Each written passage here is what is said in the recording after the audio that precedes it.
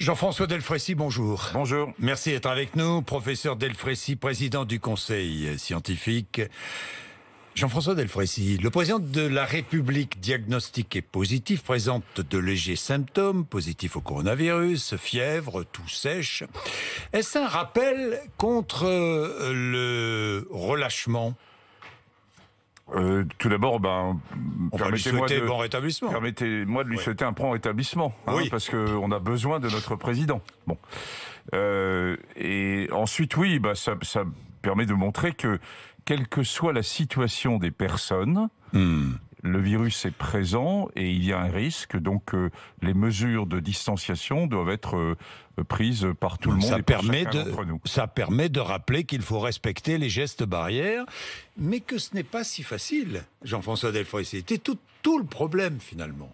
Non, bien sûr, c'est pas si facile. Et on sent bien que notre société, que nos concitoyens ont du mal, et qu'ils ont envie de souffler à l'occasion des fêtes. Et pourtant, c'est bien ça l'enjeu. L'enjeu est de dire attention. On a une situation actuelle où il y a du virus qui continue à circuler de façon relativement importante après ce deuxième confinement qui était différent du premier. On est à 18 000 cas à peu près de nouvelles contaminations, donc plus. Donc attention. Oui, je vais y revenir. Alors je vais y revenir. Nous allons regarder la situation, nous allons parler des vaccins, nous allons parler des traitements, parce qu'on n'en parle pas suffisamment, me semble-t-il. Nous allons regarder la situation. Évidemment, tout le monde va tenter de savoir comment le président de la République a été contaminé, probablement lors d'une réunion européenne. Rappelons d'ailleurs que la contamination ou que les premiers symptômes surviennent combien de temps après la contamination, à peu près ? Ils surviennent dans un délai de 5 à 7 jours. 5 à 7 jours, oui. Et en sachant que, et c'est là l'énorme enjeu de ce virus, plus de 50% des personnes qui sont infectées sont strictement asymptomatiques, ne présentent aucun symptôme. Rien. Elles ne Même présentent pas de fièvre, pas de toux, rien du tout. Rien. Et d'une part, et puis deuxièmement, au début de l'infection, même quand on va présenter ensuite des signes, on peut avoir une période de 2-3 jours qu'on appelle les présymptomatiques, où on ne présente rien. Puis les signes vont arriver après. Donc l'enjeu, il est là en fait. L'enjeu, c'est que d'une part, il faut qu'on arrive, bien sûr, que les personnes qui ont des signes s'isolent très vite, font un test diagnostique, mais surtout s'isolent très vite. Et puis, par ailleurs, comment fait-on pour trouver ces personnes asymptomatiques ? Voilà, c'est le vrai problème. Je vais aller voir ma famille pour Noël. J'ai envie de passer un test. Je dois le passer quand ? 2 jours avant de partir, 2 jours avant, 2 ou 3 jours avant la rencontre ? Le Conseil scientifique a émis un avis il y a quelques jours là-dessus pour dire d'abord, premièrement, essayons, si vous voulez voir votre famille, en particulier les grands-parents, les personnes qui sont à risque, de vous auto-isoler, c'est-à-dire de ne pas multiplier les déplacements, de ne pas multiplier les contacts à partir de maintenant, à partir d'aujourd'hui, puisqu'on sera dans les 5 à 6 jours avant la période de Noël, premièrement. Deuxièmement, est-ce que ça vaut le coup de passer un test ? Si vous avez des symptômes, oui, il faut passer un test. C'est un test à visée diagnostique. Mais si je n'ai aucun symptôme ? Mais si vous n'avez aucun symptôme, deux cas de figure. Vous avez bougé, vous avez pris des risques, vous avez éventuellement été en contact avec quelqu'un dont vous vous soupçonnez. Il est légitime à ce moment-là de passer un test. Ce test doit être plutôt un test de RT-PCR. Si vous êtes strictement asymptomatique, que vous avez pris les précautions, que vous avez fait attention, un test ne sert à rien. Un test ne sert à rien. Faudra-t-il porter un masque à la maison pendant les fêtes ? Il faudra le porter au maximum. Moi, je vais être comme tous les Français. J'ai décidé de scinder la famille en 2, de limiter à moins de 6 et de limiter même le temps passé avec la famille. Et j'essaierai de garder le masque. Mais je sais bien que c'est difficile. Je sais bien que c'est difficile de manger en portant un masque ou de boire une coupe de champagne en portant un masque. Donc, gardez votre masque autant que faire se peut, comme vous pouvez le faire. Bien, le 24, il n'y aura pas de couvre-feu. Fallait-il imposer un couvre-feu le 24 comme le 31 ? Écoutez, ce sont des décisions politiques, ce ne sont pas celles du Conseil scientifique. Il me semble que cette fête de Noël est quand même quelque chose de de très fort dans le modèle faut la français, préserver. Et il faut la préserver. Bien. Professeur Jean-François Delfraissy, regardons la situation, parce que finalement, elle est assez inquiétante. On dit, chacun se dit, ça va mieux, la situation est sous contrôle, on est sur un plateau. Non, les derniers chiffres de ces derniers jours sont inquiétants. Oui, Est-ce qu'ils sont inquiétants, Jean-François Delfraissy ? On a un virus qui continue à circuler de façon forte alors qu'on sort d'un deuxième confinement. Par exemple, à la sortie du premier confinement, début mai, on était à moins de 5000 nouveaux cas par jour. On était avec ce fameux R0 qui était autour de 0,7 ou de 0,8. Ce n'est pas le cas actuellement. On a dépassé 1. Donc le virus circule. Il circule de façon relativement importante. Ce n'est pas qu'en France. C'est au niveau de l'Europe. Ça, je vais vous en parler. Il y a une circulation du virus qui est liée à quoi ? Qui est liée à la fois, peut-être, au fait qu'on n'a pas pris suffisamment, nous tous, moi le premier, vous aussi, des mesures de distanciation, mais aussi au fait que ce virus, c'est un virus respiratoire, qu'il est sensible à la température, qu'il est sensible à l'humidité ambiante, et que, regardez ce qui s'est passé en début d'année 2020. Le virus a commencé à sortir à partir de janvier, puis ensuite en février. Donc c'est bien un virus qui a un caractère un peu saisonnier, associé à l'environnement du climat. Et il aime, ce virus, les espaces confinés. On va en reparler, mais la situation. Alors, la situation, c'est une progression du nombre de cas. En France, c'est une légère augmentation du nombre de personnes en réanimation. C'est donc une inquiétude. Est-ce que nous nous dirigeons vers une troisième vague début janvier, vers le 10 ou 15 janvier ? Écoutez, en tout cas, il va falloir le regarder avec une très grande attention. Et notre avenir, il est en partie dans nos mains. Moi, je le dis aux Français, c'est-à-dire qu'on est à la fois avec des fêtes entre guillemets qui sont très différentes. Il faut que vous en ayez tous conscience des fêtes habituelles de fin d'année. Et puis ensuite, notre avenir d'une vague qui pourrait survenir au mois de janvier. C'est nous qui le construisons ou pas. C'est là où c'est très difficile. Dans les jours qui viennent. Dans les jours qui viennent. Plus on prendra, plus on fera attention, plus on essaiera de pas trop se contaminer dans une ambiance familiale ou amicale, eh bien plus on a de chances de pouvoir éviter un phénomène de troisième vague dès la mi-janvier. Mais le Conseil scientifique s'attend à une troisième vague.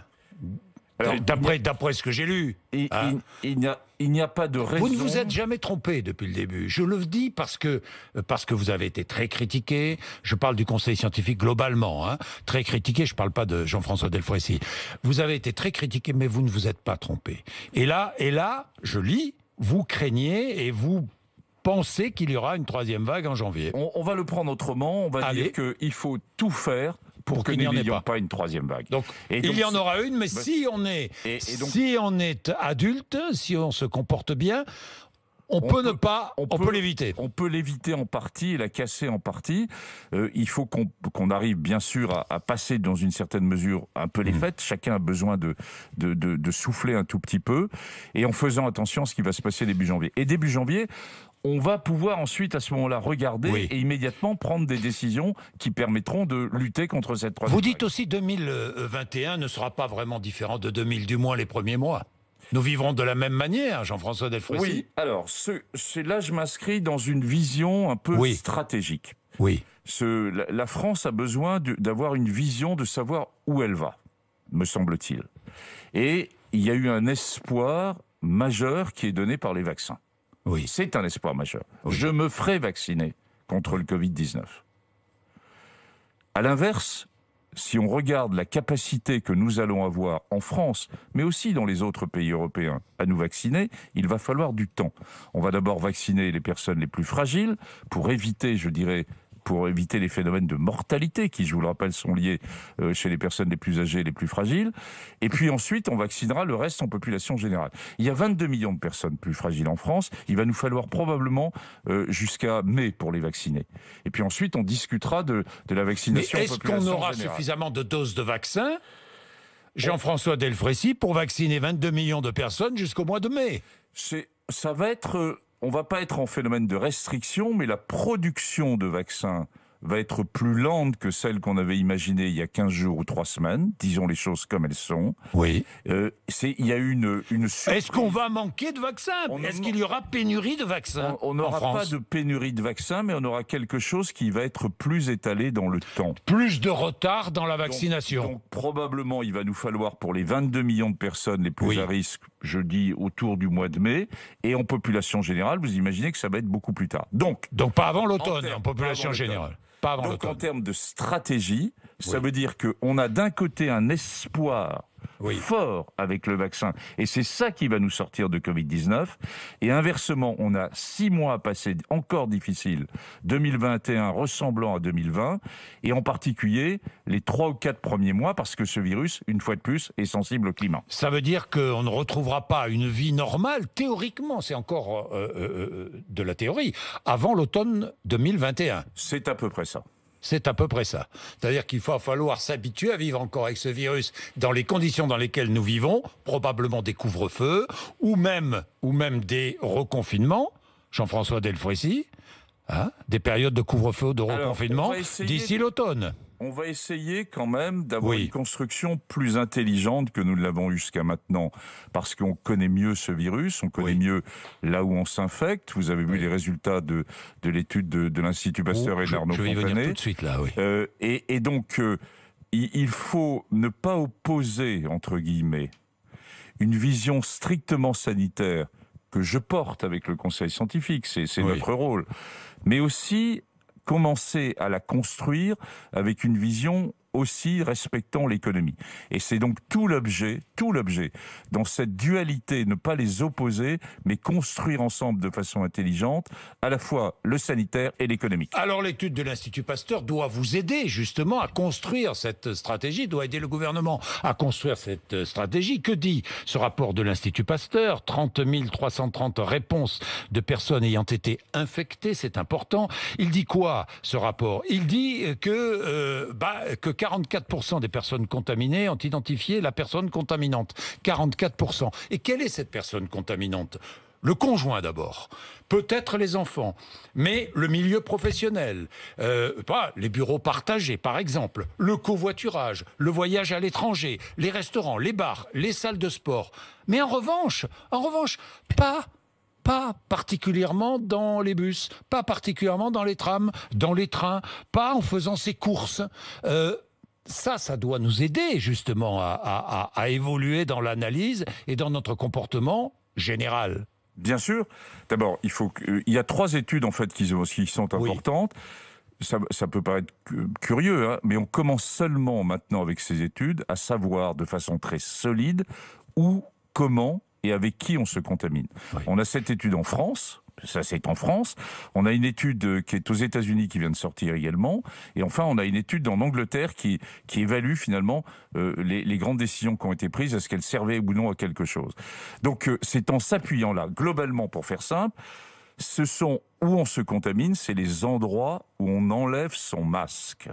C'est les endroits où on mange et où on boit, en particulier, mais pas seulement, où on enlève le masque. Donc, c'est à l'extérieur et c'est à l'intérieur. La moitié des contaminations, à peu près, à quelque chose près, survient en intrafamilial ou en intra-amical. J'insiste là-dessus, parce que les décisions gouvernementales, les décisions qui peuvent être prises soit en France, soit à l'étranger, qui soulèvent, je le sais, beaucoup de discussions, elles n'entrent pas du tout dans le mode privé. Or, le mode privé, la contamination en intrafamilial et en intra-amical, eh bien, ça représente à peu près la moitié des contaminations.